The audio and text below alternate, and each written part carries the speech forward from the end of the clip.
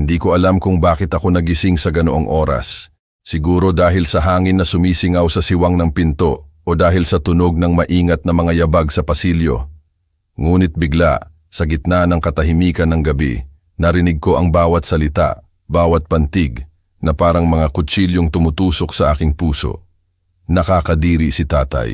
Ang boses ni Ramon, ang boses ng mismong anak na pinalaki ko gamit ang aking kamay na may kalyo at buong buhay na puno ng sakripisyo. Mahina niya itong sinabi, ngunit malinaw na malinaw para maintindihan ko ang lahat. Sa katabing kwarto, narinig ang boses ng kanyang asawa, isang boses ng batang babae, malamig. Hinaan mo ang boses mo, maririnig ka niya. Wala na siyang pakialam, matanda na. At pagkatapos, sabay silang tumawa, isang tuyong tawa na parang alikabok. Nanatili akong walang kibo, hindi humihinga, na para bang ang pinakamaliit na galaw ay maaaring makabasag ng kung anuman sa loob ng aking dibdib. Akala ko nasanay na ako sa katahimikan ng pagtanda, ngunit noong gabing iyon, ang katahimikan ay hindi nakapayapaan, kundi isang bangin. Ipinikit ko ang aking mga mata. Sinubukang magpanggap na wala akong narinig, na parang panaginip lang ang lahat. Ngunit hindi, ang bawat isa sa mga salita, nakakadiri siya, ay patuloy na umaalingaw-ngaw, malinaw, na parang nakaukit sa aking mga buto. Idinilat ko ang aking mga mata at tumingin sa kisame. Ang ilaw mula sa pasilyo ay sumisingaw sa ilalim ng pinto na lumilikha ng isang manipis at nanginginig na linya ng liwanag. Nakita ko ang aking kamay sa aking dibdib, manipis, na may nakabalangkas na mga ugat at gayunpaman, ito ay mabigat na parang bato. Maraming bagay na ang tiniis ko sa buhay ko. Ang gutom, ang kahirapan, ang gabing walang tulog noong umalis ang aking asawa. Ngunit hindi pa ako nakaranas ng ganitong sakit. Ang maging sanhi ng pandidiri sa aking sariling anak. Hindi ako umiyak. Sa edad kong 78, tila natuyo na ang mga luha. Naramdaman ko lamang ang bukol sa lalamunan na parang isang di nakikitang kamay ang pumipiga dito. Narinig ko kung paano namatay ang kanilang mga tawa hanggang sa tuluyan nang nawala. Sa bahay, ang naiwan lang ay ang regular na tiktak ng orasan at ang aking sariling mabigat at humihingal na paghinga. Lumingon ako upang tingnan ang litrato sa night table, ang litrato ni Carmen, ang aking asawa, na maaga akong iniwan. Bulong ko sa dilim, naririnig mo ba? Sabi ng anak natin, nakakadiri ako.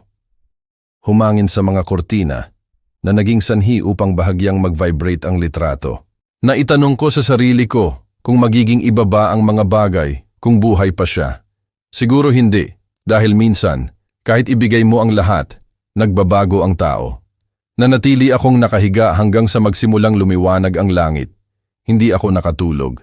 Ang bawat minutong lumipas ay isang maliit na saksak sa aking mga alaala. Inisip ko ang mga nakaraang taon, si Ramon na 5 taong gulang pa lang na tumatakbo sa likod ko hanggang sa pinto, humahawak sa aking kamiseta at nagsasabing, "Tatay, huwag kang aalis. Nasaan na ang batang iyon?" Hindi ko alam. Siguro matagal na siyang namatay, inilibing kasama ng mga araw na inakala kong masaya. Sa labas, nagsimulang umawit ang mga ibon. Tumayo ako, nagsuot ng jacket at pumunta sa kusina upang maghanda ng kape. Tulad ng lahat ng umaga, pinanatili ko ang aking lumang mga gawe, ngunit sa loob, lahat ay iba na. Nang kumulo ang tubig, tumama sa aking mukha ang singaw at tiningnan ko ang aking mga kamay. Bahagya silang nanginginig, hindi dahil sa edad, kundi dahil alam kong mula sa sandaling iyon, wala nang babalik sa dati. At bumulong ako, sapat lamang ang hina para ako lang ang makarinig. Kung nakakadiri ang isang anak sa pagtingin sa kanyang ama, siguro oras na para ang ama naman ang tumingin sa sarili niya. Bago magpatuloy, mag-subscribe sa channel at ibahagi sa amin kung saan kayo nakikinig sa mga komento sa ibaba. Ang pangalan ko ay Eli Reyes, 78 taong gulang. Ipinanganak sa isang liblib na bayan sa Batangas kung saan ang lupa ay tuyo, nagpaparoot pa rito ang hangin na may dalang alikabok at natututo ang mga tao na lumaking may kamay at hindi sa salita. Ang pamilya ko ay napakahirap kaya ang kahoy na kama lang ang nakakaligtas sa tulo tuwing tag-ulan. Natapos ko ang elementarya at umalis dahil maagang namatay ang aking ama at kailangan ng aking ina na maglaba para sa iba para pakainin kaming apat na magkakapatid. Nagsimula akong magtrabaho sa konstruksyon sa edad na 14 nung tinatawag pa akong payat. Nagtutulak ako ng mga kariton ng buhangin, naghahalo ng semento, natuto akong tiisin ang init at ang sakit. Ngunit doon, sa gitna ng ingay ng mga martilyo at amoy ng semento, may isang bagay akong natutunan. Kailangang tumayo ang isang tao sa sarili niyang mga paa nang hindi umaasa na may sasagip sa kanya. Nagtrabaho ako ng walang pahinga, bawat barya ay pinagpawisan ko. Sa edad na 26, pinakasalan ko si Carmen, ang babaeng nagtitinda ng bulaklak sa palengke, ang may itim at malungkot na mga mata, ngunit laging nakangiti. Nagkaroon kami ng 2 anak, si Ramon at si Monica. Noong araw na ipinanganak sila, naramdaman kong lumiwanag ang buhay ko, na parang may utang sa akin ang langit na kaligayahan, at sa wakas ay nagpasya na itong bayaran. Ngunit ang buhay ay hindi kailanman nagiging patas sa mahabang panahon. Maagang namatay si Carmen, isang lagnat, isang hapon na walang sapat na oras para magpaalam. Nakatayo sa tabi ng kanyang higaan, nakikita ang 2 kong maliliit na anak na nagkakayakapan at umiiyak. Naunawaan ko na mula sa sandaling iyon, ako ay magiging ama at ina ng sabay. Hindi ako mayaman ngunit hindi ko hinayaan na magutom ang aking mga anak. Gumigising ako araw-araw bago sumikat ang araw, naghahanda ng itim na kape, kumakain ng isang piraso ng tuyong tinapay at pumupunta na sa site ng trabaho. Pag uwi ko sa hapon, gaano man ako kapagod, sinusubukan kong basahan sila ng ilang pahina ng isang kwento. Hindi ko na matandaan ang lahat ng gabing ginugol ko sa pagtatahi ng damit ni Ramon o ang mga pagkakataong nagpuyat ako sa pag-aalaga kay Monica na may lagnat. Ang naaalala ko lang ay ang amoy ng kanilang buhok, ang amoy ng murang sabon at isang salamat tay na napakahina na ako lang ang nakaririnig. Iyon ang nagpapaisip sa akin na sulit ang lahat ng pagod. Naramdaman ko ang pagmamalaki nang makita ko si Ramon na pumapasok sa magandang eskwelahan na may malinis na uniforme at kinintab na sapatos.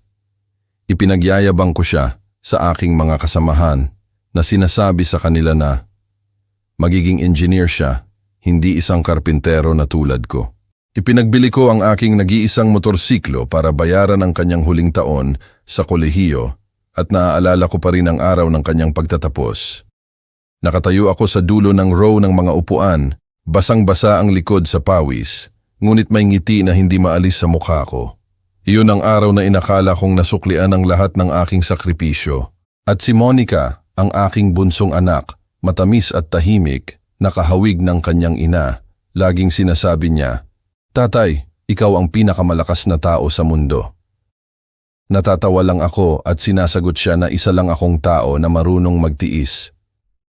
Pagkalipas ng mga taon, nang bumuti ang trabaho, nakapagbukas ako ng isang maliit na hardware, tindahan ng materyales. Hindi ito malaki, ngunit nagbigay daan ito sa akin na mag-hire ng tao at gumugol ng mas maraming oras kasama ang aking mga anak.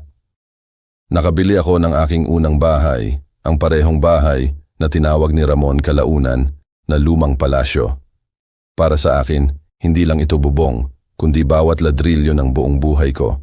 Ang pag-alala sa lahat ng iyon ay hindi nagdudulot sa akin ng pagmamalaki, kundi kalungkutan lang dahil ang lahat ng pinaghirapan kong itayo ay ibinigay ko pala sa isang tao na ngayon ay tumitingin sa akin ng may paghamak.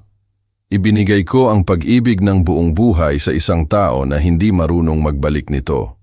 Nakaupo sa tabi ng bintana, nakikinig sa ingay ng mga kotse sa kalye, bigla kong naisip, siguro dahil sobra ko siyang minahal, nakalimutan niyang magmahal pabalik. Mula noong umagang iyon, nagsimula akong makita ang lahat sa bahay sa ibang mga mata. Wala talagang nagbago. Ito pa rin ang parehong lumang kusina, ang cream na pader na may bahagyang natuklap na pintura, ang cactus sa porch na namumulaklak tuwing umaga, ngunit naramdaman ko ang lamig na pumapasok sa bawat sulok. Hindi ito nagmula sa hangin, kundi sa saloobin ng mga tao. Huli nang gumising si Ramon tulad ng dati, pumasok sa kusina, nagbigay sa akin ng mabilis na tingin, at nagtanong ng walang gana. "Nakatulog ka ba ng maayos, Tay?" Tumango ako, ngumingiti na parang wala akong narinig kagabi. Sinerbehan ko siya ng isang tasa ng kape na may matatag na kamay. "Oo, anak, maayos naman." Nagpasalamat siya, uminom ng isang higop, at nag-focus sa kanyang telepono. Wala nang ibang salita. Sa pagitan namin, tanging ang tunog lamang ng kutsara laban sa tasa, ritmiko at kakaiba. Tiningnan ko ang kanyang kamay, mahaba, malinis na mga daliri, walang kalyo, walang bakas ng metal, hindi katulad ng sa akin. Bigla kong naisip na siguro iyon ang dahilan kung bakit niya ako nakikitang marumi, magaspang, nakakadiri. Ang pag-iisip na iyon ay parang isang maliit na aspili, ngunit nakatusok sa mismong lugar na masakit. Tanghali, nagtrabaho siya sa sala, nakabukas ang computer, nakasuot ng headset, ang kanyang boses ay malakas at determinado. May tinatawagan siya marahil isang kasamahan. Dumaan ako doon ng hindi sinasadya at nakarinig ng ilang salita. Oo, nakatira pa rin siya sa akin. Alam mo na, matanda, mabagal. Ayokong madulas siya sa gitna ng sala. At pagkatapos ay tumawa siya. Huminto ako sandali at pagkatapos ay nagpatuloy sa paglalakad ng tahimik patungo sa garden. Ang garden na ako mismo ang nagtanim ng bawat rosas, ngayon ay may lanta na mga dahon dahil sa kawalan ng pag-aalaga. Umupo ako sa batong bangko, tinitingnan ang bahay na itinayo ko ng buong lakas, at sa unang pagkakataon sa loob ng maraming taon, hindi ko na ito naramdaman bilang tahanan ko. Mukha itong hawla. Buong hapon, halos hindi ako nagsalita. Ginawa ko ang nakasanayan. Diniligan ang mga halaman, nilinis ang mesa, inayos ang kusina. Ngunit sa loob, may nasusunog ng dahan-dahan. Hindi ito galit, kundi isang matinding kalungkutan, ang pakiramdam ng isang tao na napagtanto na siya ay isa lamang bagay sa sarili niyang bahay. Nang gumabi, naghapunan si Ramon kasama ang kanyang asawa. Nagbubulungan sila, tumatawa paminsan-minsan. Nakaupo ako sa kabilang dulo ng mesa, tahimik. Hindi nila napansin ang aking presensya. Pagkatapos ng ilang sandali, tumayo ang aking manugang at naghugas ng pinggan habang sinasabi ni Ramon ng malakas, "Tay, huwag ka nang tumayo. Ako na ang gagawa." Ngunit alam kong isa lamang itong walang kabuluhang gawin ng paggalang. Tumango ako at kinuha ang pinggan ko. Pagdaan ko sa sala, narinig ko silang nagbubulungan. Tahimik siya buong araw. Mas mabuti iyan. Bumalik ako sa aking kwarto at isinara ang pinto. Ang silid ay madilim, tanging ang tiktak lang ng orasan ang naririnig. Umupo ako sa gilid ng kama, tinitingnan ang aking lumang sapatos na maayos na nakalagay sa sahig. Sinamahan ako ng mga sapatos na iyon sa loob ng 10 taon. Nakatapak sila sa libu-libong metro ng lupa. Nakalakad sa hindi mabilang na mga site ng konstruksyon. Yumuko ako at maingat na inalis ang alikabok sa kanila. Sa sandaling iyon, naramdaman kong ako na lang ang huling nakakaalala sa nakaraan. Hindi rin ako natulog noong gabing iyon. Umupo ako sa tabi ng bintana, nakikinig sa sipol ng hangin sa rehas. Iniisip si Carmen at ang mga araw na karga ko pa si Ramon noong bata pa siya. Naitanong ko sa sarili ko, masyado ko ba siyang pinayagan kaya nakalimutan niya ang pasasalamat? At pagkatapos, naunawaan ko, hindi ang oras ang naglalayo sa mga tao, kundi ang katahimikan sa pagitan ng dalawang puso, kapag ang isa ay ayaw ng makinig at ang isa naman ay hindi na naglalakas loob na magsalita. Bumuntong hininga ako at uminom ng isang higop ng malamig na kape sa mesa. Sa salamin, ibinalik sa akin ng aking refleksyon ang isang pagtinging pagod, ngunit mas malinaw kaysa kailanman. Alam kong kung patuloy akong mananahimik, maaga o huli, tuluyan akong mawawala, kahit na nakatira pa rin ako sa sarili kong bahay. At mula roon, isang maliit na ideya, malinaw at payapa, ang nagsimulang tumubo sa akin. Oras na para umalis.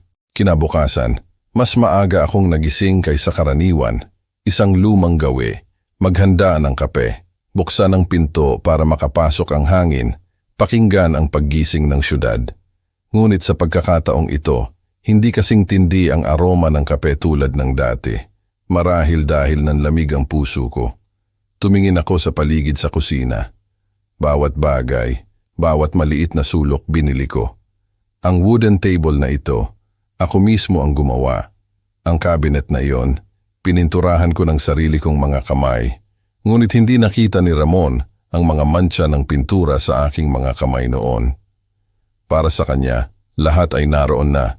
Habang nag-aayos, binuksan ko ang isang cabinet para maghanap ng ilang papeles. Aksidenteng nakakita ako ng isang lumang kahon na may blue cloth lining. Tanghali, umuwi si Ramon para kumain. Nagsalita siya sa telepono buong oras ng pagkain, nagtatype sa kanyang laptop nang hindi ako tinitingnan.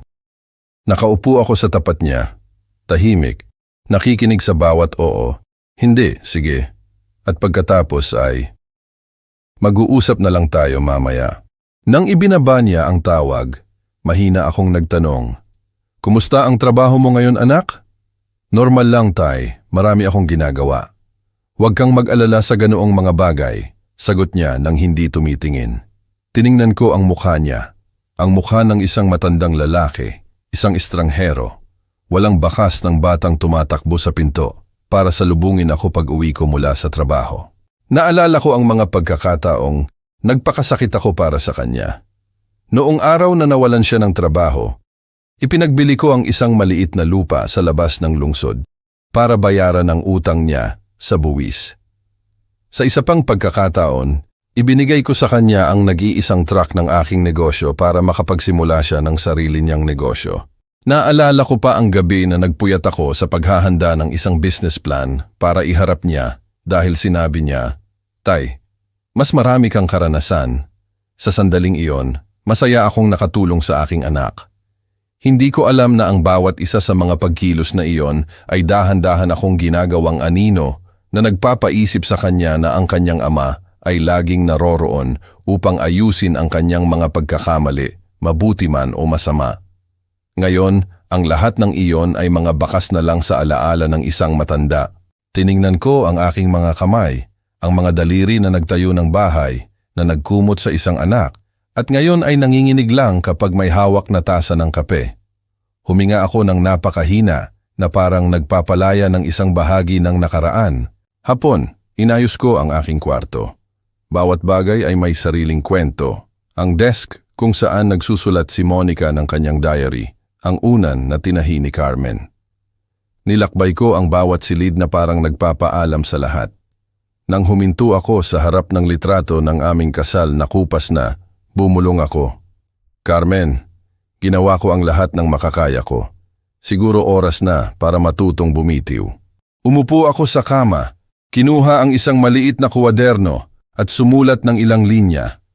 Ang pagmamahal, kapag hindi pinahahalagahan, ay nagiging pasanin.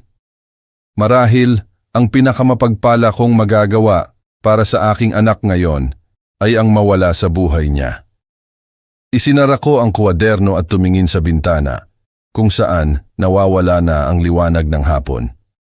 Sa sandaling iyon, wala akong naramdamang galit o takot. Tanging isang gaan sa puso, ang pakiramdam ng isang taong sa wakas ay tumatanggap sa katotohanan. Nang gumabi, umupo ako sa porch, nakikinig sa hangin na bumubulong sa mga dahon. Ang amoy ng basang lupa at usok ng kahoy ay umaalpas sa hangin. Sa malayo, nawawala ang tunog ng isang kotse. Ipinikit ko ang aking mga mata at sinabi sa sarili ko, hindi magtatagal, Carmen. Aalis ako ng tahimik, tulad ng anino na hindi napapansin kapag umalis sa bahay na minsang itinayo. Hindi ko sinabi kahit kanino ang narinig ko o nagsalita ng isang salita kay Ramon. Nanahimik ako tulad ng isang taong nagtatago ng sugat sa dibdib nang hindi ito hinahawakan para hindi magdugo. Ngunit habang sinusubukan kong pigilan ito, mas nagiging malinaw ang sakit. Ang mga sumunod na araw ay namuhay ako bilang isang anino.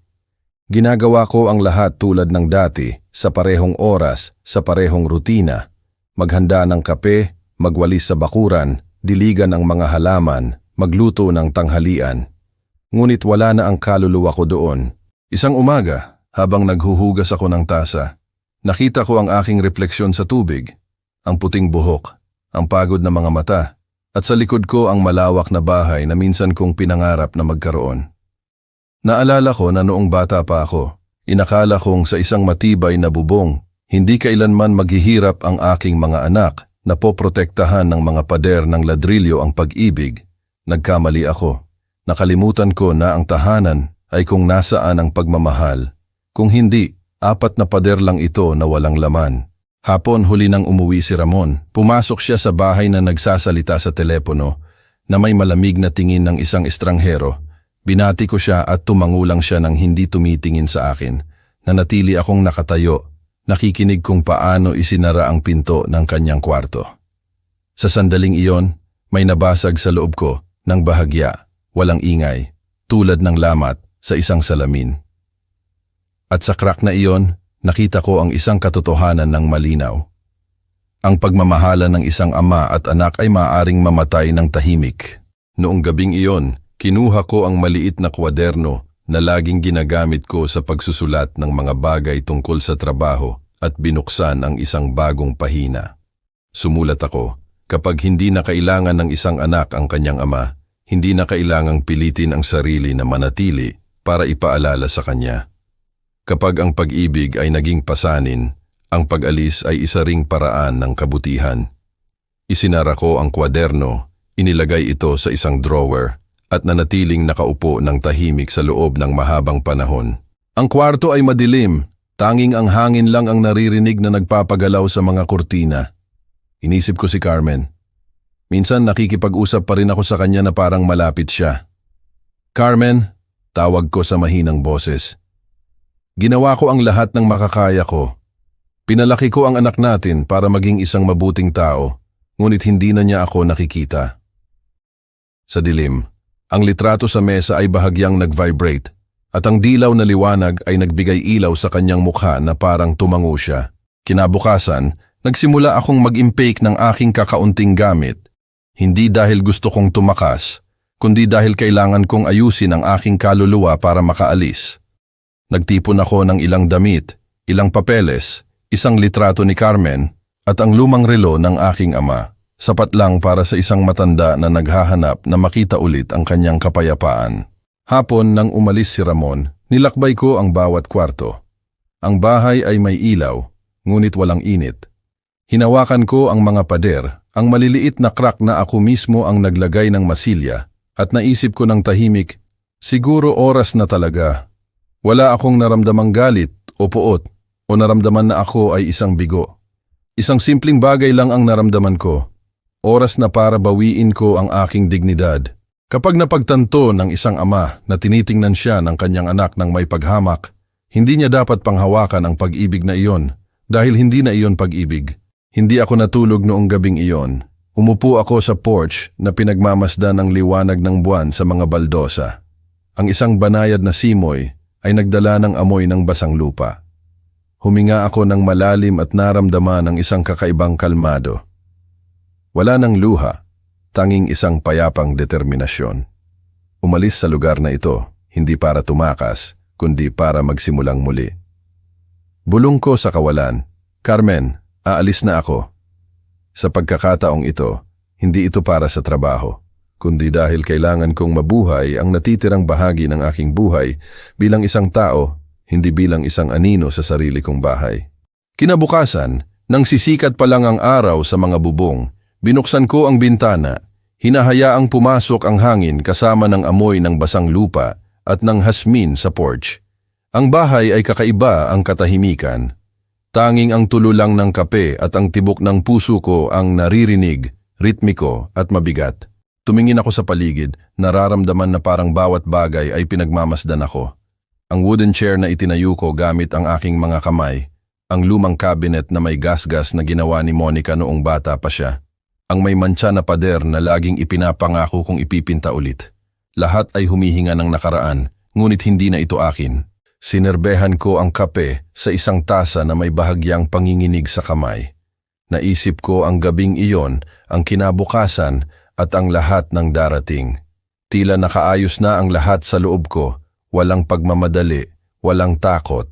Sapat na ang nabuhay ko para maintindihan na ang mahahalagang desisyon sa buhay ay karaniwang ipinapanganak sa katahimikan. Kinuha ko ang litrato ni Carmen mula sa shelf. Nakangiti pa rin siya na may parehong mabait na tingin. Umupo ako sa isang silya, inilagay ang litrato sa aking mga tuhod, at kinausap siya sa mahinang boses. Carmen, kung nandito ka, siguro magiging iba ang lahat. Pagod na ako. Ayaw kong kamuhian ng anak ko, ngunit hindi ko na alam kung paano siya mamahalin. Ibinigay ko ang lahat sa kanya at marahil iyon ang nagpakalimot sa kanya ng halaga ko. Ang hangin mula sa bakuran ay banayad na gumalaw sa kurtina na naging sanhi upang sumayaw ang liwanag sa frame ng litrato. Naramdaman kong nakikinig sa akin si Carmen ng tahimik tulad ng dati. Ngunit sa katahimikang iyon ay may empatiya, hindi paghuhusga. Naalala ko pa rin ng malinaw ang araw ng kanyang pagkamatay. 5 taong gulang pa lang si Ramon. Si Monica ay 3 taong gulang. Nangako ako sa harap ng kanyang altar na palalakihin ko sila para maging mabubuting tao. Tinupad ko ang aking salita, ngunit hindi ko naisip na sa dulo ng aking buhay, ang tanging hindi ko na ituro sa aking anak ay ang maging mapagpasalamat. Tanghali, lumabas ako at pumunta sa bangko. Paglabas ko ng bangko, naglakad ako pabalik ng bahay.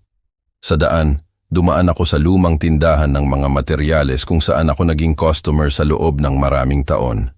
Ang may-ari, isang matandang lalaki na may puting buhok, ay tumingin sa akin ng may pagtataka.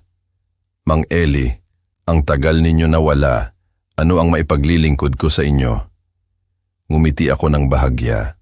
May itatanong lang ako, kung gusto kong magbenta ng bahay, may kilala ka bang mapagkakatiwalaan? Tumango siya at isinulat ang numero ng isang matandang real estate agent na mapagkakatiwalaan. Nagpasalamat ako at hawak ang papel, lumabas ako sa kalye. Tumama sa mukha ko ang hangin ngunit naramdaman kong mas magaan ako kaysa kailanman. Nang makarating ako sa bahay, wala pa si Ramon. Umupo ako sa mesa, binuksan ang aking kwaderno at nagdagdag ng isang linya. Hindi ang kamatayan ang naghihiwalay sa isang ama mula sa isang anak, kundi ang kawalang interes. Kapag naunawaan ng isang ama na isa lang siyang bagay sa kanyang bahay, dapat niyang hanapin ang pinto para umalis siya sa sarili niya. Isinara ko ang kwaderno at inilagay ito sa drawer. Sa sandaling iyon, hindi ako naramdaman na ako ay isang talunan, kundi isang taong nagising lang mula sa isang mahabang panaginip. Tumayo ako at tumingin ulit sa litrato ni Carmen. Alam mo, hindi ako umaalis dahil sa paghihigante. Aalis ako para panatilihin ang natitirang pagkatao sa akin bago pa man ito kunin ng anak ko. Pinatay ko ang ilaw, iniwan ang kwarto sa maputlang liwanag ng paglubog ng araw. At sa dilim na iyon, malinaw kong narinig ang boses ng aking puso. Oras na para umalis talaga. Lunes ng umaga, nagising ako ng maaga tulad ng dati. Sa porch, kumikinang pa rin ang hamog sa mga dahon. Ang malayong tilaok ng manok ng kapitbahay ay isang lumang gawi na narinig ko sa loob ng mga dekada. Ngunit sa pagkakataong ito, nang bumangon ako, alam kong iba ang araw na ito. Isinuot ko ang puting kamiseta na gusto ni Carmen, maingat na inabot ang mga butones at tumingin sa salamin. Nakita ko ang isang matanda na may puting buhok, nakalubog na mga mata. Ngunit tuwid pa rin ang likod. Tiningnan ko ang sarili ko at sinabi sa mahinang boses, "Ngayon, Eli, magsisimula tayo ulit." Dala ko ang papel na may numero ng telepono ng real estate agent. Pagkatapos tumawag, isang boses ng matandang lalaki, mahinahon at magalang, ang sumagot, "Mang Eli Reyes, anong ikagagalak ko? Sabihin ninyo, ano ang maipaglilingkod ko sa inyo? Gusto kong ibenta ang bahay ko, ngunit gusto ko ng diskresyon." May katahimikan sa loob ng ilang segundo sa kabilang linya at pagkatapos ay sumagot siya. "Naiintindihan ko. Maaari ba tayong magkita ngayon din?" "Oo, 3:00. Naganap ang pagpupulong sa isang maliit na coffee shop malapit sa sentro. Ang lalaking tinawag na Ginoong Arturo ay nasa edad 6 na, may salamin at maayos ang hitsura. Nakinig siya nang hindi nag-iistorbo, walang pag-usisa. Nang sinabi ko sa kanya na ang bahay ay walang utang o mortgage at nakapangalan lang sa akin, kumislap ang kanyang mga mata sa pagtataka. At sigurado kayo na gusto ninyo itong ibenta. Napakaganda nitong ari-arian, Mang Eli. Tumango ako. Mas maganda ang buhay ko noong tinitingnan pa ako ng may pagmamahal ng pamilya ko. Wala nang kabuluhan ng bahay. Ginawa namin ang mga transaksyon ng mabilis. Nangako si Arturo na maghahanap ng discreet na mamimili ng walang nakakakuha ng atensyon na patalastas. Pumirma ako ng ilang papeles. Hindi nanginginig ang kamay ko. Nang matuyo ang tinta, naramdaman ko na parang may naputol na hindi nakikitang lubid ang nagtatali sa akin sa nakaraan. Pag-uwi ko sa hapon, nilakbay ko ang pasilyo, pinagmamasdan ang lahat sa ibang tingin. Bawat ladrilyo, bawat frame ng pinto, ang mga pader na itinayo ko ng sarili kong mga kamay. Ngayon ay tila kakaiba sa akin na parang hindi na sila akin. Hinawakan ko ang pader at naramdaman kong malamig ito, hindi dahil sa semento, kundi dahil nanlamig na ang puso ng mga tao. Gabi, umuwi si Ramon at nagtanong ng may pagkalito, "Tay, may meeting ako ng matagal ngayon, may kape pa ba?" "Oo, anak, sa jar."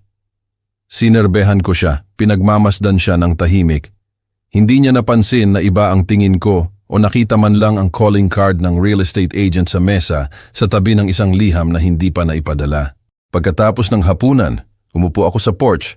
Ang ilaw ng kalye ay nagpapailaw ng dilaw sa mga baldosa. Tiningnan ko ang aking mga kamay, ang parehong nagtayo ng bahay na ito na nagkumot sa aking anak at ngayon ay handa na pumirma para iwanan ito. Hindi ko alam kung tatawagin ko itong pagkawala o kalayaan. Alam ko lang na sa puso ko ay may kawalan, hindi mabigat o masakit, tahimik lang. Kinabukasan tumawag si Arturo para magbigay sa akin ng balita. May interesado na. Isang dayuhang negosyante ang gustong bumili kaagad, nagbabayad ng cash. Nangyari ang lahat ng napakabilis kaya nagulat maging ako. Sabi niya, mukhang nagmamadali ang tadhana, Mang Eli. Ngumiti ako ng mapait. Minsan kapag matagal magpasya ang isang tao, ang buhay na ang nagpapasya para sa kanya. Noong gabing iyon, sumulat ako ng ilang linya pa sa aking kwaderno. Ang bahay ay maaaring mawala, ngunit hindi ang dignidad. Minsan, nagtayo ako ng mga pader na semento. Ngayon, natututo akong itayo ulit ang sarili ko sa katahimikan. Nang matapos akong magsulat, narinig ko si Ramon na tumatawa habang kausap sa telepono sa kanyang kwarto. Sabi niya sa isang tao, magiging akin ang bahay na iyan balang araw. Ngumiti ako ng bahagya, walang pait, walang galit, ang ngiti ng isang tao na naunawaan na ang lahat. Pinatay ko ang ilaw at tumingin sa paligid sa huling pagkakataon. Ang liwanag ng buwan ay pumasok sa bintana, nagpapailaw sa mga pamilyar na bagay. Mahina kong sinabi, Carmen, aalis na ako. Sa bahay na ito, wala nang lugar para sa mga alaala, ngunit nandito pa ako. Nandito pa ang alaala at tayo, kahit na hininga lang tayo ng nakaraan, mananatili tayong magkasama, ngunit sa ibang lugar, isang mas tahimik na lugar. 3 araw pagkatapos, sarado na ang kontrata. Ang lahat ng papeles ay pinirmahan sa isang maulap na umaga. Nakipagkamay sa akin si Ginoong Arturo, puno ng paggalang ang kanyang tingin. Batiin kita, Mang Eli, maayos na ang lahat. Nagbayad ng cash ang mamimili at ginagawa ang transfer ngayon din. Tumango ako at nagpasalamat sa kanya. Wala akong naramdamang kagalakan o pagsisisi, tanging ang pakiramdam lang ng pagtupad sa isang huling tungkulin sa sarili ko. Paglabas ko ng opisina, tumama sa mukha ko ang liwanag ng tanghali. Napakaliwanag kaya kailangan kong ipikit ang aking mga mata. Isang kabanata ng aking buhay ang nagsara ng napakahina, tulad ng tunog ng isang kahoy na pintuan na sumasara sa likuran ko. Umuwi ako sa hapon, sa bahay na hindi na akin. Pareho pa rin ang lahat, ngunit iba ang tingin ko. Bawat bagay, bawat pader, tila nagpapaalam sa akin ng tahimik. Naglakad ako sa pasilyo, huminto sa harap ng litrato ng aming kasal at mahinang hinawakan ng maalikabok na salamin. Carmen, tapos na. Nakayanan kong bumitiw. Kinuha ko ang aking lumang canvas bag, Tinupi ang aking damit, inilagay ang ilang papeles, ang litrato ni Carmen, ang lumang relo ng aking ama, at ang maliit na kwaderno. Ang tanging mga bagay na itinuturing kong aking tunay na kayamanan. Huminto ako sandali, tumitingin sa paligid ng kwarto. Ito ay isang kakaibang pakiramdam, na parang iniwan ko ang sarili kong katawan, ngunit nananatiling may malay. Kinuha ko sa drawer ang dilaw na papel na inihanda ko.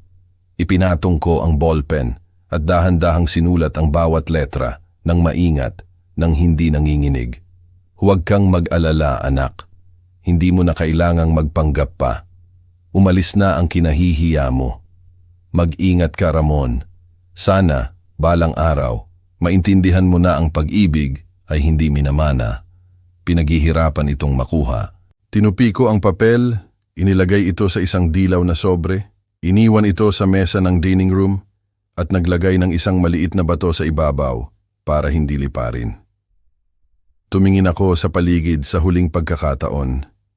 Tahimik ang bahay.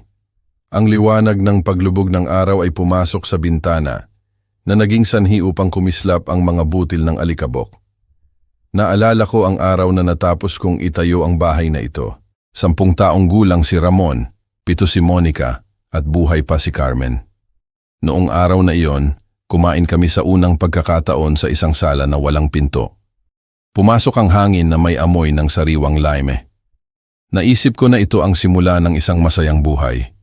Sino ang magsasabi na ito ang magiging lugar kung saan magsasara ang huling mga taon ng aking relasyon sa aking anak?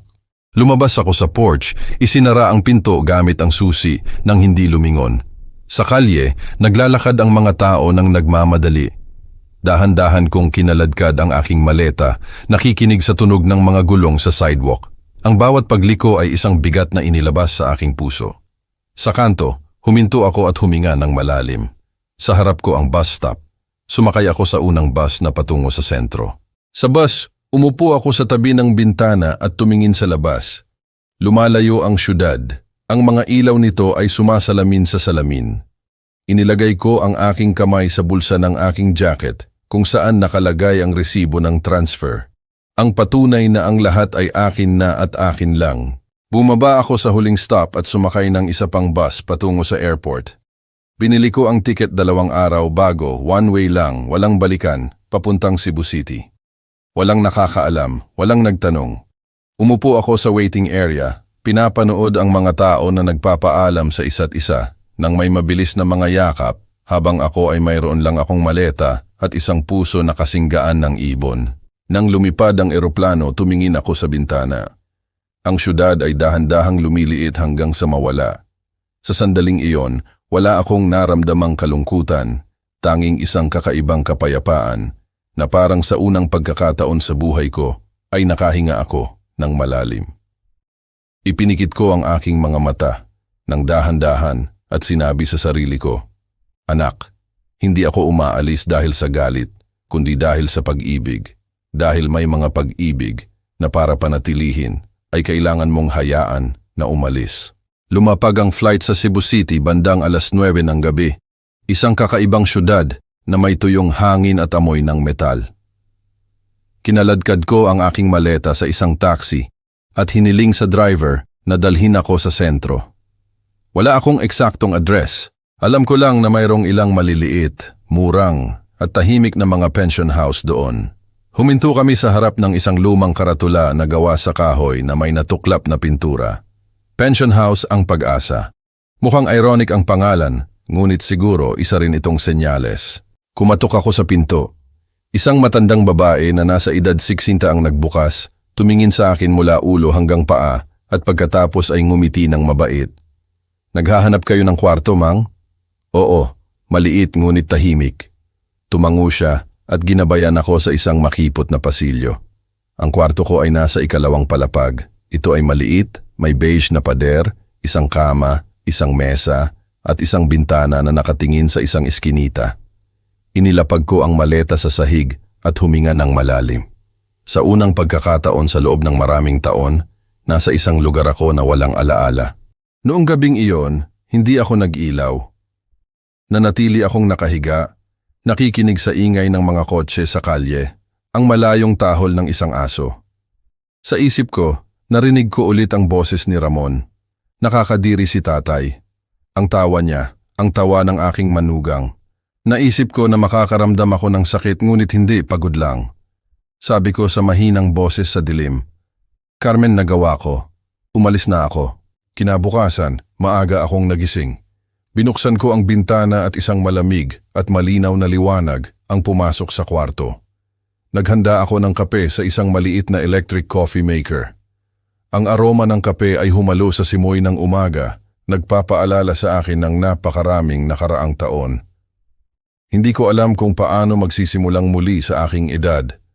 Ngunit alam ko na hindi ko na kailangang pakinggan ang mga buntong hininga ng isang taong itinuturing akong pasanin. Ang una kong umaga ay naglakad-lakad ako sa paligid ng baryo. Maingay ang Cebu City. Nagmamadali ang mga tao sa trabaho, siksikan ang mga bus, ngunit naramdaman ko ang isang kakaibang kapayapaan. Walang nakakaalam kung sino ako. Walang tumatawag sa akin na matanda, walang tumitingin sa akin ng may awa. Bumili ako ng kape at umupo sa isang bangko sa parke. Pinapanood ang mga bata na naglalaro. Nadulas ang isang bata at tumawa. Yumuko ang kanyang ama para itayo siya, pinunasan ang alikabok at niyakap siya. Tiningnan ko sila at ngumiti ng bahagya. Siguro ganoon din ang tingin ko sa sarili ko noon. Tanghali, bumalik ako sa kwarto at kinuha ang aking telepono. 17 missed calls, lahat galing kay Ramon. Isang text message. Tay, nasaan kayo? Hindi ko maintindihan ang ginawa mo. Ibinenta mo ba ang bahay? Bakit? Pinasa ko ito nang hindi sumasagot. Makalipas ang isang sandali, nag-vibrate ulit ang telepono. Isa pang mensahe, sa pagkakataong ito ay may mas matigas na tono. Ano ang ginawa mo, matanda? Baliw ka ba? At pagkatapos ay isa pa, na may nanginginig na boses na parang natatakot. Tay, pakiusap. Sagutin ninyo ako. Mag-usap tayo. Iniwan ko ang telepono sa mesa. Hindi kasing bilis ang tibok ng puso ko tulad ng inaasahan. Naramdaman ko lang ang kawalan na parang ang mga salitang iyon ay dumating ng huli na, nang wala nang natitira sa akin para sumagot.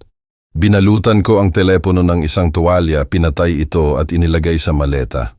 Alam kong kung makikinig pa ako ng isang beses, maglalaho ang aking kalooban.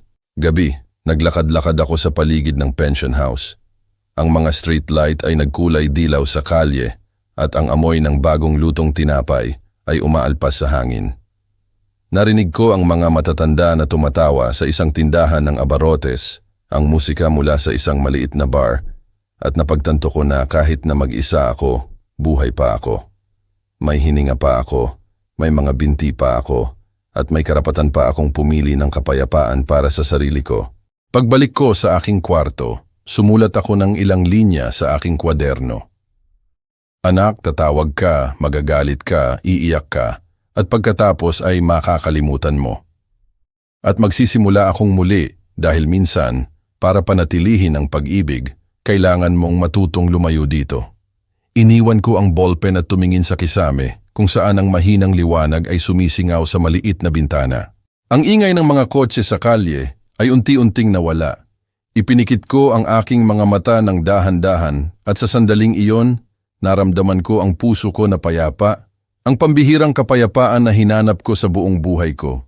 Ngunit natagpuan ko lamang nang nawala ko ang lahat. Ang mga unang araw sa Cebu City ay dahan-dahang lumipas, ngunit walang kabigatan.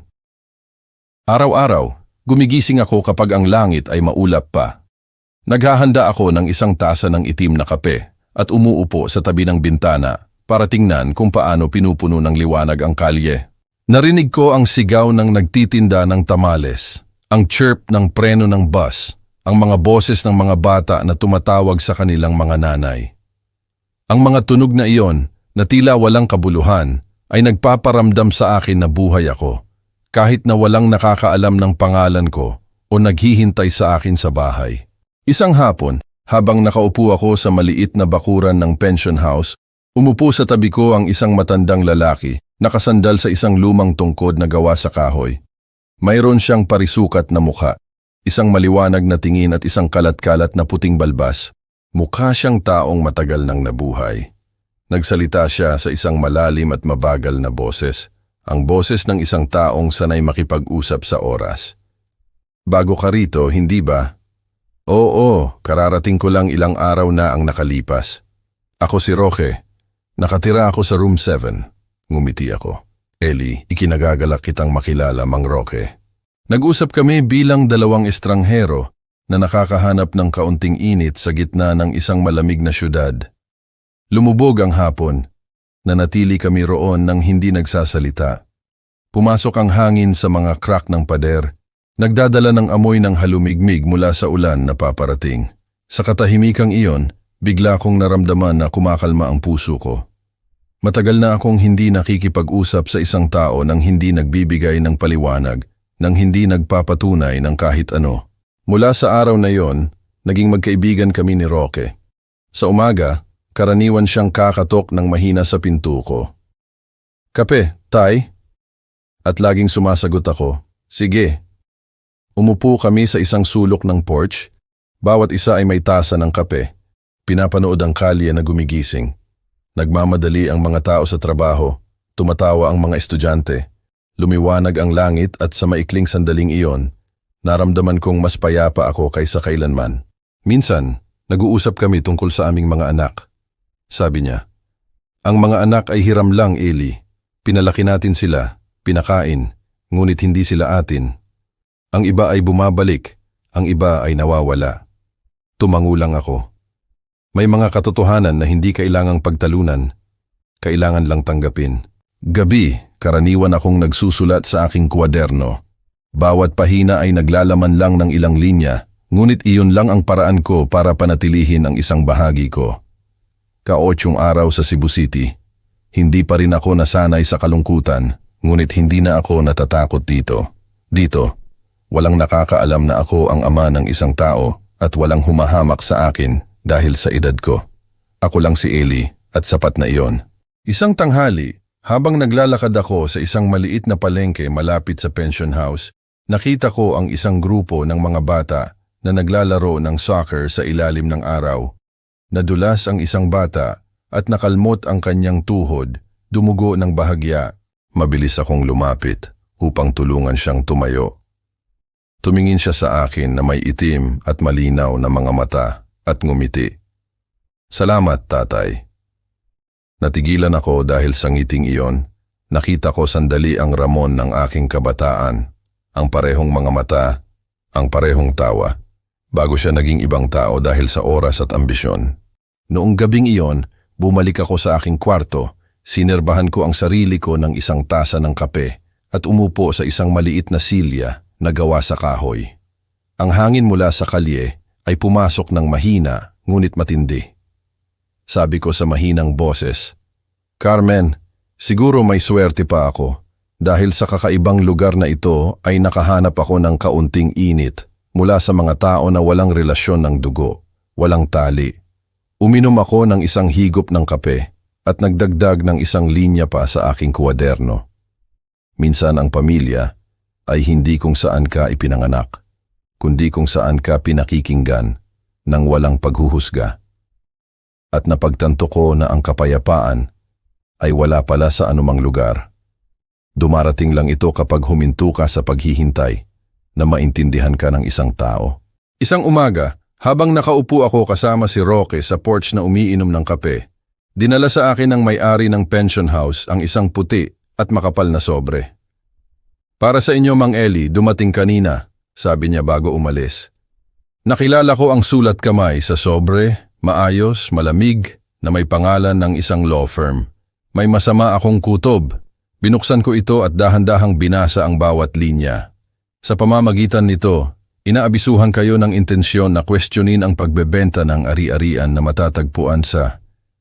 3 beses ko itong binasa para lubusang maintindihan. Sinusubukan akong kasuhan ni Ramon. Sinasabi niya na nang pirmahan ko ang sales contract, hindi ako sa buong pag-iisip.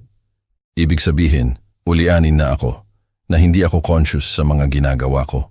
Tumawa ako, hindi nga. Isang puff lang na parang hangin. Wala akong naramdamang galit o pagtataka, tanging ginhawa lang dahil inaasahan ko na ito. Tiningnan ako ni Roque at nagtanong sa mahinang boses. May problema ba? Tinupi ko ang papel at sumagot. Wala namang hindi ko inaasahan. Anak ko iyon at gusto niya ang hindi na kanya. Umiling lang siya at dahan-dahang sinabi, kapag ang pag-ibig ay hindi nagtuturo ng respeto, ang buhay na ang bahala. Hapon, pumunta ako sa bangko. Agad akong nakilala ni Herrera, ang batang advisor.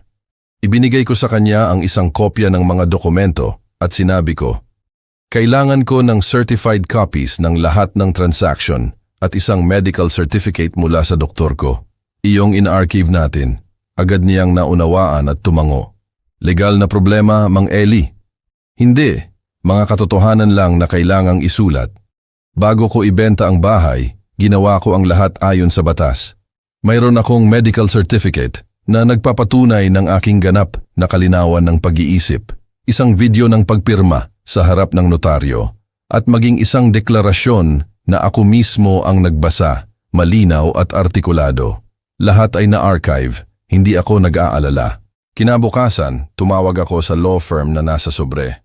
Nang sumagot ang sekretary, kalmado kong sinabi, ako si Ginoong Eli Reyes. Sabihin ninyo sa abogado na ang kanyang kliyente, ang anak kong si Ramon, ay kalimutan na ang kasong ito. Kung pipilitin niya, kailangan kong magpakita ng mga ebidensya na magdudulot ng kahihiyan sa kanya sa harap ng isang hukom.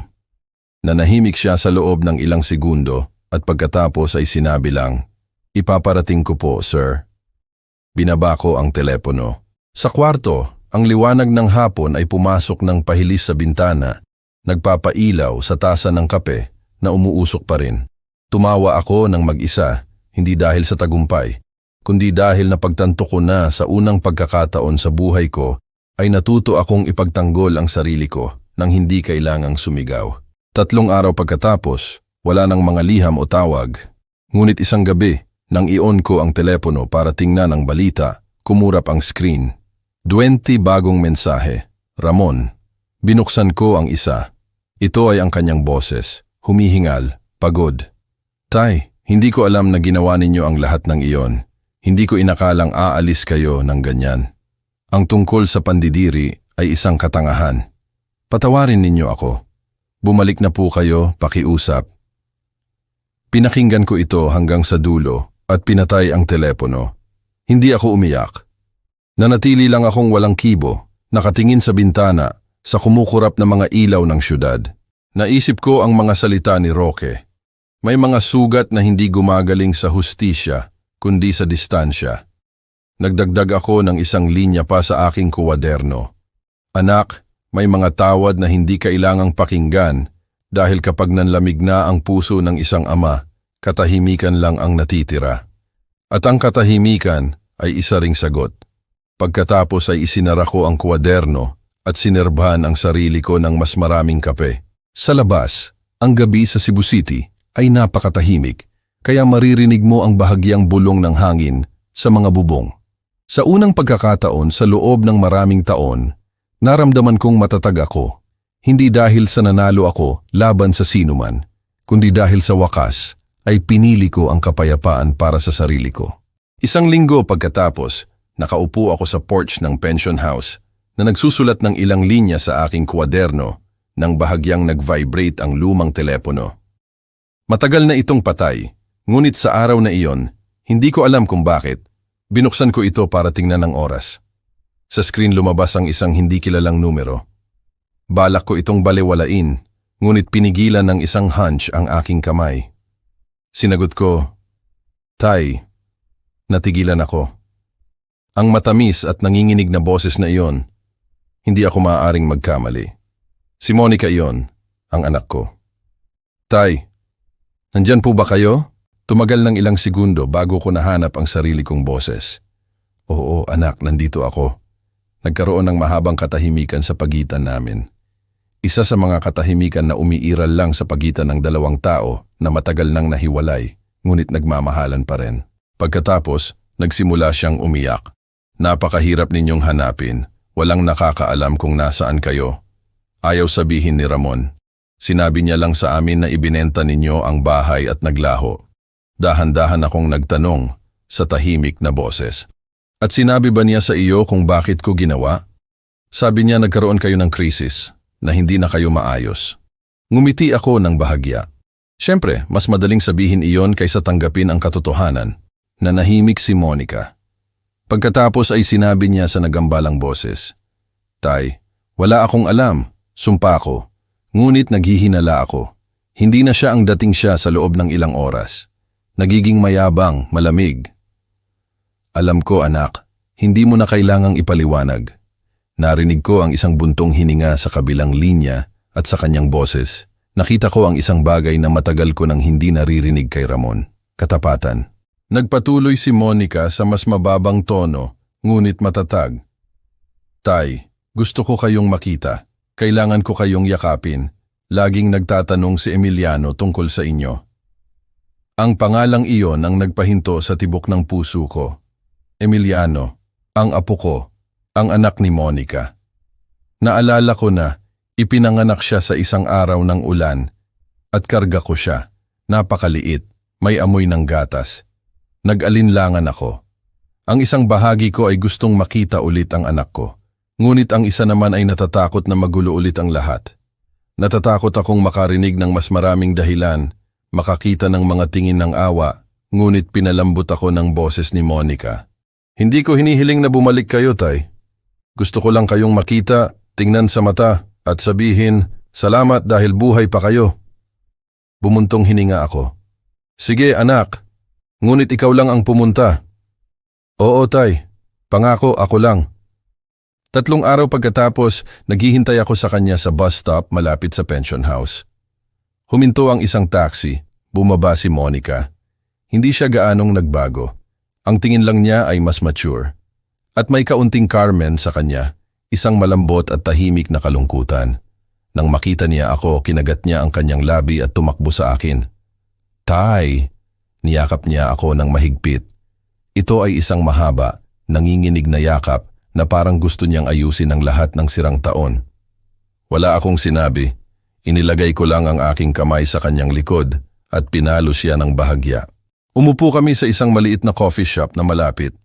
Kumuha si Monica ng isang kahon ng pandesal mula sa kanyang bag. "Ako ang gumawa tulad ng gusto ninyo." Ngumiti ako at tinikman ang isang piraso. Ang matamis at maanghang na lasa ng cinnamon ay kumalat sa aking bibig, nagdadala ng malayong alaala. Sinabi niya sa akin ang maraming bagay tungkol sa kanyang trabaho, tungkol kay Emiliano, kung paano niya namimiss ang kanyang ina, tungkol sa mga tao na nanahimik siya dahil sa takot kay Ramon. Pinakinggan ko siya nang hindi siya sinisisi. Nang huminto siya, sinabi ko, "Anak, huwag mong sisihin ang sarili mo. Bawat isa ay may dalang sarili niyang kwento. Ang sayo, may lambing pa rin." Tiningnan niya ako na may basang mga mata. "Tay, maaari ba akong bumisita sa inyo ng madalas?" Tumango ako ng nakangiti. "Lagi anak, ang pintong ito kahit na mapagkumbaba ay laging bukas para sa iyo." Hapon, nang umalis si Monica, nanatili akong mag-isa sa aking maliit na kwarto. Sa mesa ang kahon ng pandesal na hindi pa naubos. Kumuha ako ng isang piraso, uminom ng isang higop ng kape at tumingin sa bintana. Sa labas, bumabagsak ang paglubog ng araw, nagkukulay pula sa langit. Sumulat ako sa aking kwaderno, minsan ang pag-ibig ay hindi nagmumula sa isang bagong tao, kundi bumabalik sa pamamagitan ng mga inakala mong nawawala na. Ibinabalik ni Monica ang init ni Carmen at marahil dahil dito, matututo akong magmahal ulit ng hindi natatakot na masaktan. 1 linggo pagkatapos ng aming unang pagkikita, tumawag ulit si Monica. Ang kanyang boses ay magaan at masigla, tulad ng isang bata.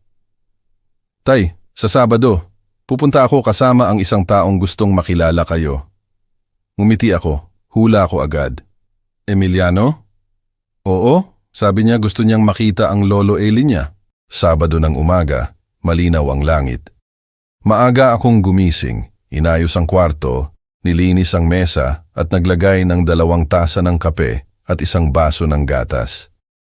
Hindi ko alam kung bakit, ngunit bahagyang nanginginig ang aking mga kamay na parang malapit na akong makipagkita ulit sa isang bagay na matagal ko nang nawala. Nang huminto ang taxi sa harap ng pension house, lumabas ako. Binuksan ni Monica ang pinto ng kotse at sumilip ang isang bata na nasa edad 8 na may itim at maliwanag na mga mata. Ikaw si Lolo Eli, hindi ba? Oo, anak. Ako iyon. Ngumiti siya at inabot sa akin ang isang maliit na bola. Makikipaglaro po kayo sa akin pagkatapos kumain. Tumango ako na may bukol sa lalamunan na pumigil sa akin na magsalita. Umupo kaming tatlo sa maliit na kwarto. Nagdala si Monica ng pandesal at ang aroma ng harina at cinnamon ay pumuno sa lahat. Sinabi ni Emiliano sa akin ang tungkol sa kanyang eskwelahan, tungkol sa aso ng kapitbahay na gusto niyang matutong maggitara. Nakinig ako at ngumiti. Sa bawat pagbanggit niya ng lolo, naramdaman ko na parang may bahagi ng puso ko ang inaayos. Pagkatapos kumain, pumunta kami sa isang parke na malapit. Umupo ako sa isang batong bangko, pinapanood siyang maglaro ng soccer, tumatawa ng malakas. May banayad na simoy ng hangin, nagpapalipad ng mga tuyong dahon. Sa sandaling iyon, naalala ko si Ramon noong bata pa siya. Ang parehong maliwanag na mga mata, ang parehong tawa. Isang anino ng kalungkutan ang dumaan sa akin. Ngunit pagkatapos ay sinabi ko sa sarili ko, hindi lahat ng bata ay lumalaki para kalimutan ang pag-ibig. Tumakbo si Emiliano sa akin at bumagsak sa tabi ko, hingal na hingal. Lolo, sabi ni Mama, kayo ang gumagawa ng pinakamahusay na kape sa mundo. Natawa ako. Siguro, ngunit kapag may magandang kasama lang. Tumingala siya, nakatingin sa gilid. At bakit hindi po kayo nakatira sa amin? Sabi ni Mama, naglalakbay kayo. Tiningnan ko ang kanyang malinaw na mga mata. Hindi ako pwedeng magsinungaling sa kanya, ngunit hindi ko rin pwedeng sabihin ang buong katotohanan. Minsan ang mga matatanda ay kailangan ding hanapin ang kanilang lugar. Anak. Nanahimik siya sandali at pagkatapos ay tumango. At ngayon, nahanap na po ninyo? Sa tingin ko, oo.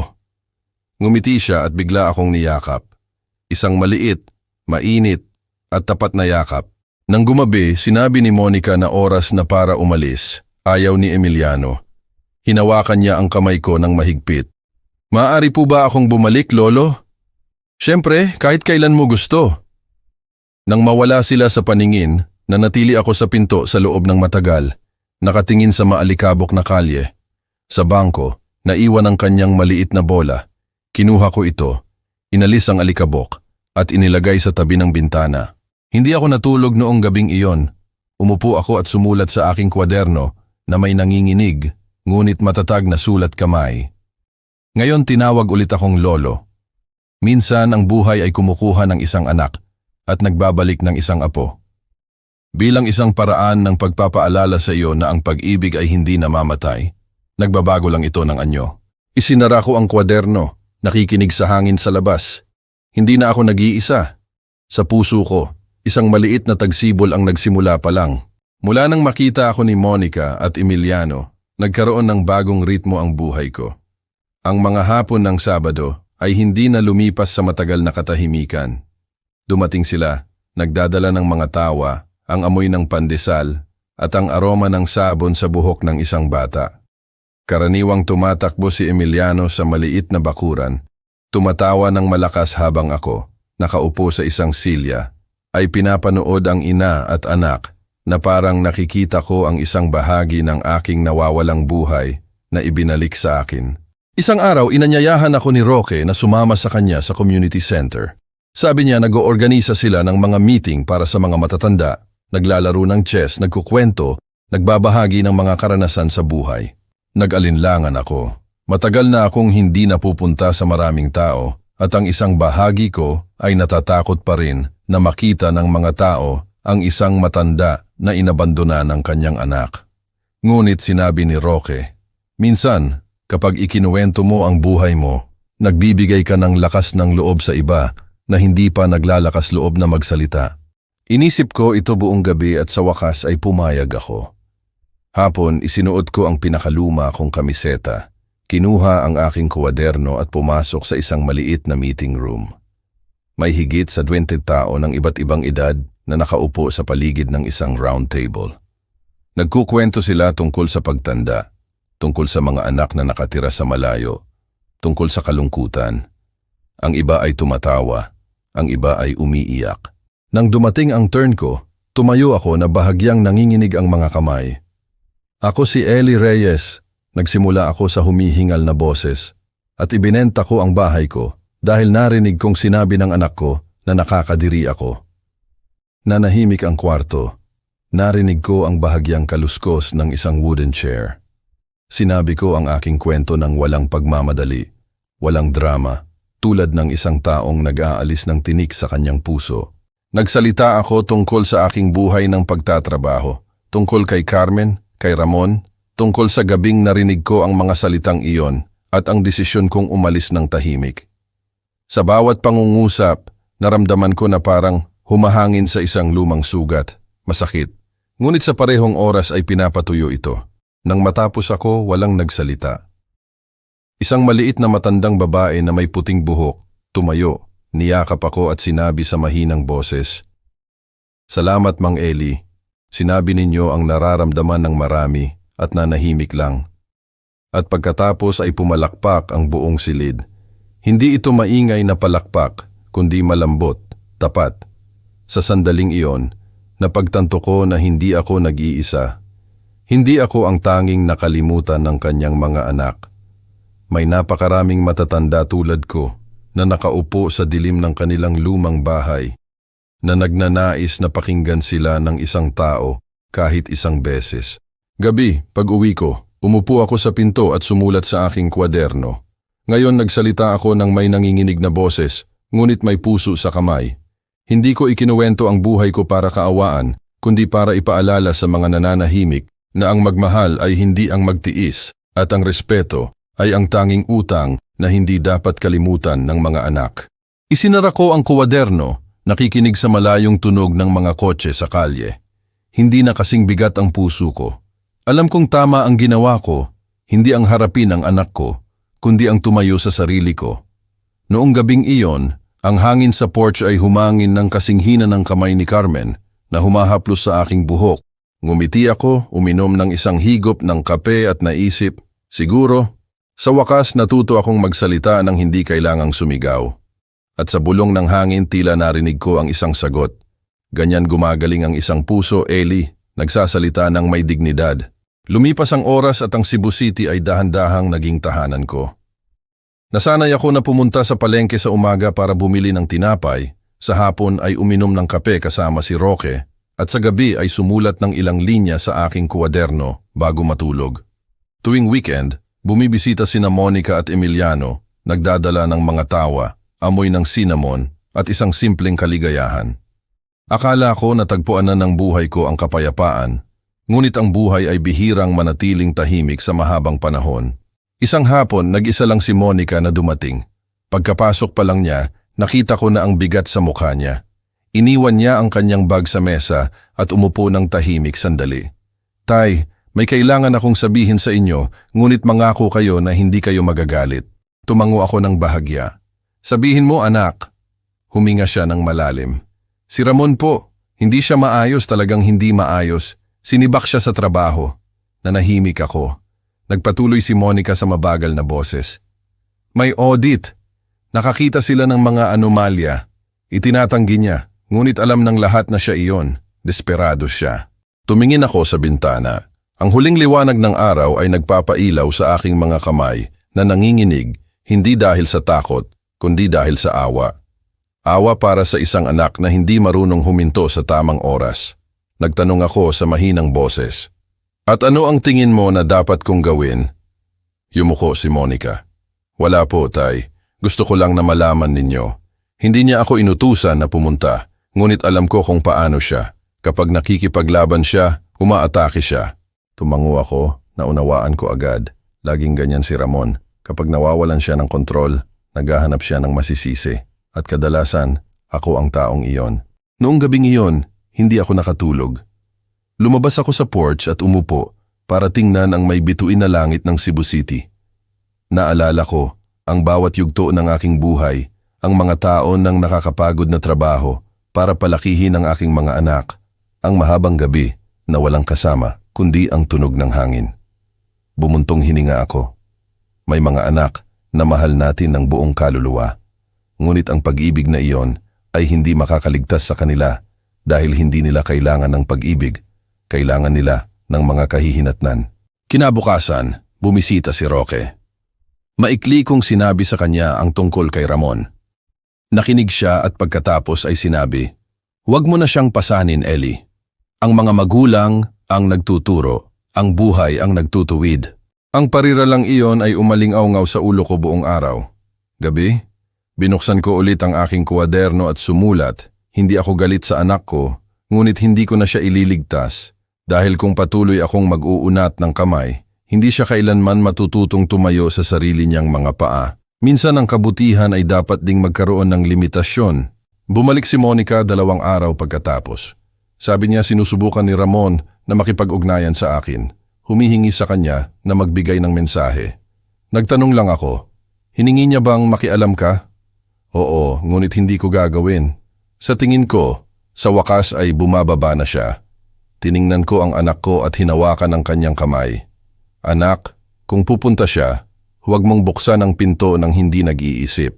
Ang isang desperadong tao ay hindi naghahanap ng pagtubos, naghahanap siya ng kanlungan. Tumango siya na may namumula na mga mata. Nang umalis siya, nanatili akong nakaupo sa dilim na may dilaw na liwanag ng isang ilaw na nakatutok sa pader. Nagsimulang umulan. Maliliit na patak, patuloy, malungkot. Hindi ako nagdasal para magdusa si Ramon o maging masaya. Nagdasal lang ako na makita niya ang sarili niya bago pa man huli na. Sabi ko sa mahinang boses sa gabi, "Carmen, natatakot ako na sa pagkakataong ito, kakatok ulit siya sa pinto at kailangan kong matutong magsabi ng hindi." 3 linggo pagkatapos, nangyari ang kinatatakutan ko. Isang umaga, nakatanggap ako ng isang liham mula sa isang kilalang abogado sa Manila. Binuksan ko ito, malinaw ang sulat kamay at ang unang pangungusap ay pumiga sa puso ko. Ang inyong anak, si Ramon Reyes, ay sinubukang gamitin ang inyong pangalan para garantiyahan ang isang utang na hindi nabayaran. Binasa ko ito ng ilang beses, hindi nakakaramdam ng galit, kundi isang tahimik na kalungkutan.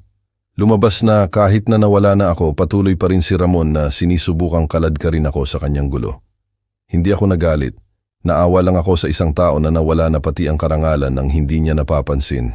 Pumunta ako para tingnan si Herrera sa bangko sa Cebu City. Nang marinig niya ang kwento, namangha siya. Hiniling ko sa kanya na tulungan akong i-certify ang mga dokumento at pagkatapos ay nakipag-ugnayan ako sa aking dating abogado sa Manila para magsampa ng identity theft na reklamo. Naayos ang lahat ng maingat, walang ingay, walang puot. Isang ama lang na ipinagtatanggol ang kanyang pangalan sa huling pagkakataon. Hapon, pag-uwi ko, binuksan ko ang aking kwaderno at sumulat. Iniligtas ko ang anak ko ng napakaraming beses kaya naisip niya na hindi siya mabubuhay nang wala ang kanyang ama. Ngunit ang katotohanan ay, dahil laging ko siyang iniligtas, hindi siya natuto na tumayo sa sarili niyang mga paa. Kinabukasan, bumili ako ng isang maliit na puno ng limon at itinanim ito sa harap ng pinto. Nagtanong si Monica kung bakit puno ng limon at hindi rosas o bulaklak. Ngumiti ako. Dahil ang limon ay masakit sa simula, ngunit nagpapagaling ng mga sugat. Ngumiti siya ng bahagya, naunawaan niya. Tiningnan ko ang maliit na puno. Ang hangin ay gumalaw sa manipis na mga sanga. Nanginginig ang mga berdeng dahon. Bulong ko, ang bawat tao ay dapat mamulaklak sa sarili niya. Gaano man kahirap ang panahon. Noong gabing iyon, nagpatuloy ako sa pagsusulat. Walang nakakatakas sa mga kahihinatnan ng sarili niyang mga gawa. Ngunit kung pananatilihin nating payapa ang puso natin, ang mga kahihinatnan ng iba ay wala ng kapangyarihan na saktan tayo. At nang pumasok ang simoy ng gabi sa bintana, ngumiti ako ng bahagya. May natutunan ako na inabot sa akin ng 78 taon para maintindihan. Ang pagpapatawad ay hindi nangangahulugang kalimutan, kundi hindi hayaan na kontrolin ka ng sakit. Isa pang umaga, kumatok si Monica sa pinto, may hawak na isang brown envelope. "Tay, dumating ito mula sa reclusion." Tiningnan ko ang anak ko at pagkatapos ay ang sobre. Malinaw na nakasulat ang pangalan ng nagpadala, Ramon Reyes.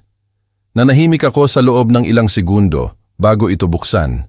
Sa loob ay may isang tinuping papel. Ang sulat kamay ay nanginginig, ngunit pamilyar. Tay, wala akong dahilan para ipaliwanag ang ginawa ko, ang sinabi ko. Nabigo ko kayo, hinamak ko kayo. At ang pinakamasama, hindi ko naisip kung maayos ba kayo. Ang pandidiri na sinabi ko ay hindi para sa inyo, para sa akin iyon. Hindi ko inaasahan na patatawarin ninyo ako. Gusto ko lang sabihin na naunawaan ko ng huli, ngunit naunawaan ko.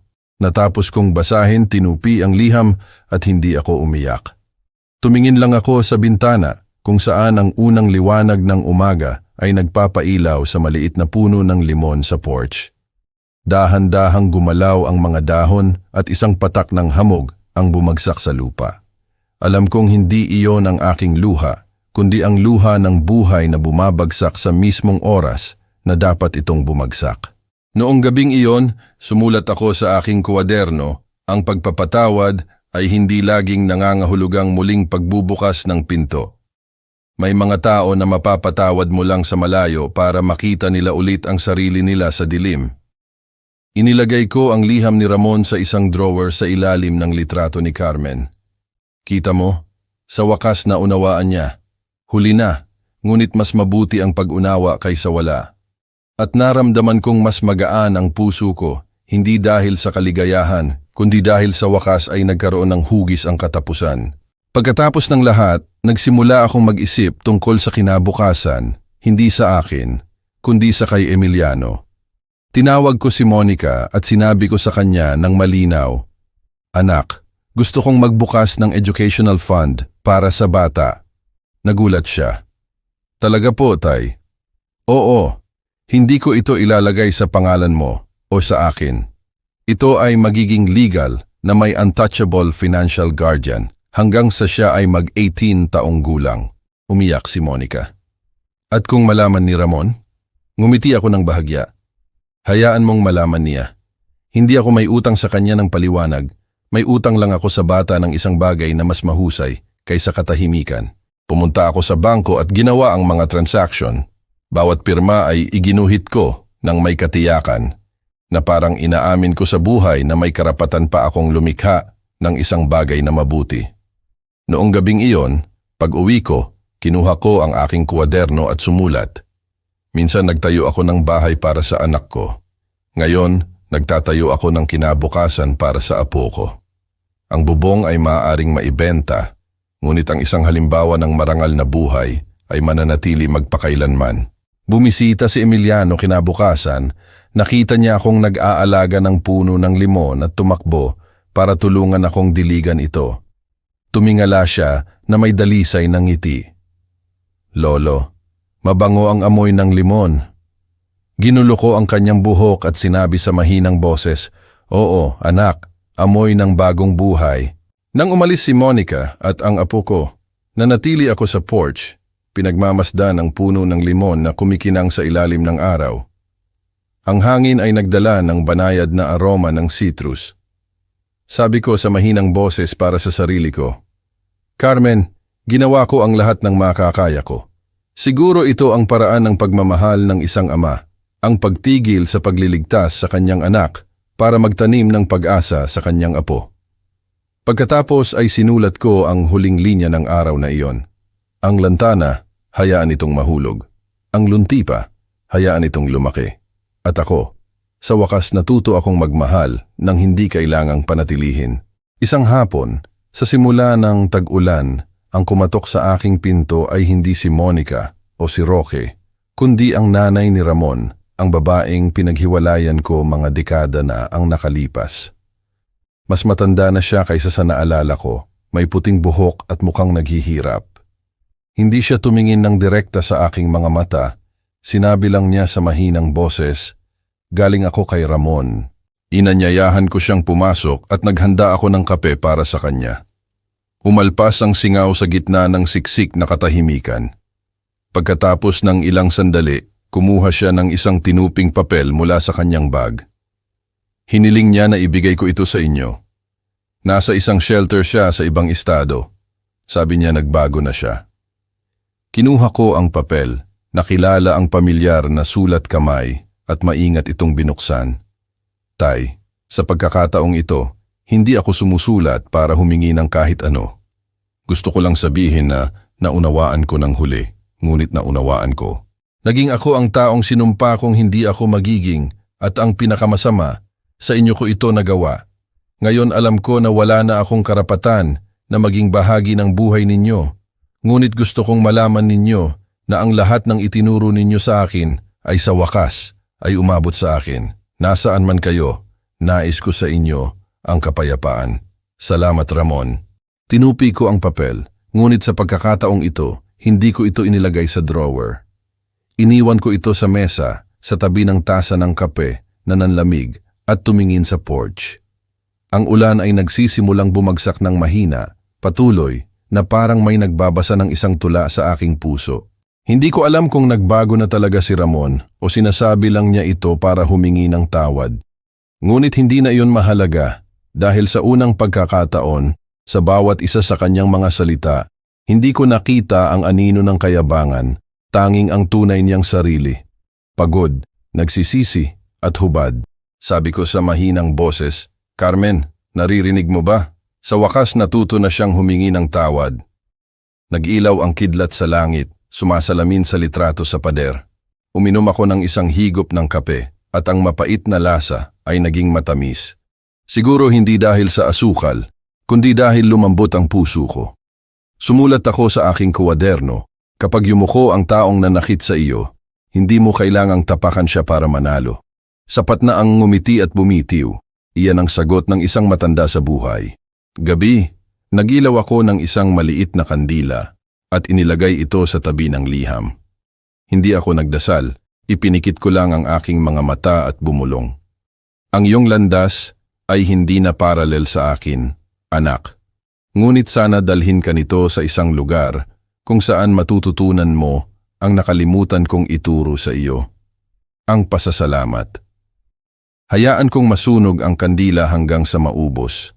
Habang nawawala ang liwanag, naramdaman ko na ang nakaraan, ang galit at ang sakit ay natunaw kasama ng usok. Lumipas na ang 2 taon mula nang umalis ako sa Manila. Ang Cebu City ay naging tahanan ng natitirang bahagi ng aking buhay.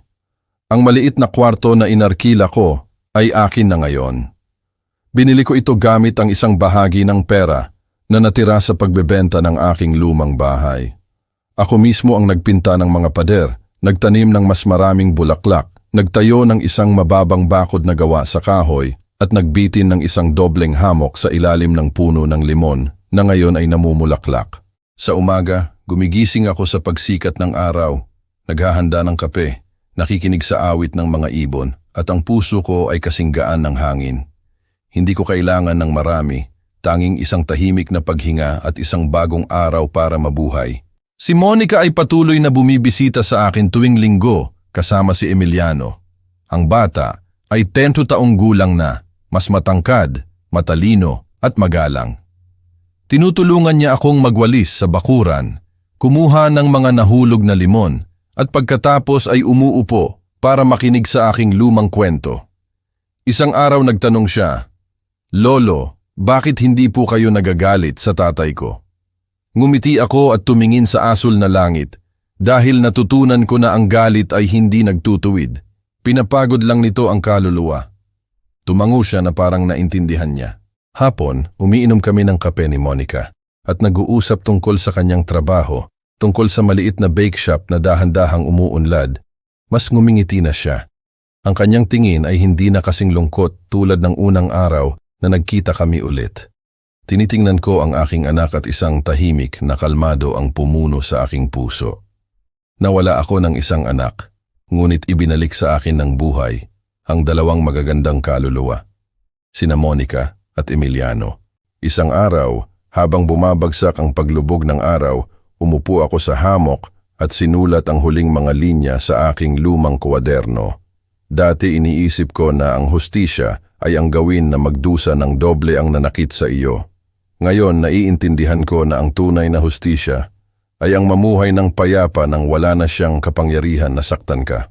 Isinara ko ang kwaderno at iniwan ito sa tabi ng aking tasa ng kape. Ang hangin ay nagdala ng aroma ng mga bulaklak ng limon. Sabi ko sa mahinang boses na parang may nakikinig sa akin, "Carmen, sa wakas ay nasa bahay na ako. Hindi sa isang bahay na gawa sa ladrilyo, kundi sa bahay ng sarili kong puso." Tumingin ako sa langit. Ang huling liwanag ng araw ay dumulas sa mga dahon at bumagsak sa aking mga balikat na parang ginto. Tumakbo sa akin si Emiliano, niyakap ako at tumawa. "Lolo, may mga bunga na ang puno." Ngumiti ako at tumango. "Oo, anak, at ang bawat bunga ay isang bagong buhay." Tumingin ako sa malayo at sinabi ko sa sarili ko at sa lahat ng mga magulang na minsang nakalimutan, kung isang araw masaktan ka ng anak mo, huwag mong hayaan na patayin ng sakit na iyon ang kabutihan ng puso mo, dahil ang dignidad, kapag napreserba, ay mamumulaklak kahit sa lupa na minsang baog. Pagkatapos ay bumuntong hininga ako at ipinikit ang aking mga mata ng dahan-dahan. Sa katahimikang iyon, narinig ko ang hangin, ang tawa ni Emiliano, ang bulong ng mga dahon, ang kapayapaan. Sa huli, hindi ito malayo, nandito lang ito, sa akin, sa aking hininga at sa isang pagpapatawad na sa wakas ay kumpleto na. Kung nakabihag sa iyo ang kwentong ito, bigyan ng like ang video, mag-subscribe sa channel at ibahagi ang iyong mga iniisip sa mga komento. Upang pakinggan ang susunod na kwento, i-click ang box sa kaliwa ng screen. Salamat sa panonood.